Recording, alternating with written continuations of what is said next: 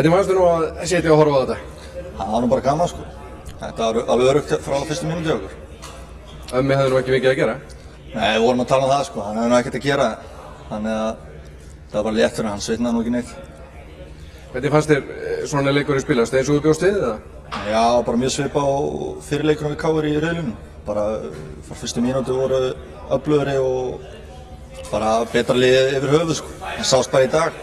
Það mátti að vinna þetta stærra í fyrirleiknum líka en í dag sýndum við bara bestu hliðarnar okkur og Lenny með 5 mörk sko. Þannig að þetta var bara frábær leikur. Fram hefur nú ekkert gengið sérstaklega vel með KR í gegnum tíðina en erum við að fara að breyta því? Það sýnist það sko. Það er bara svona miðað við síðustu 2 leiki við KR og náttúrulega eins og þetta búið að ganga síðustu ár þá held ég hlutin sem var að breytast núna.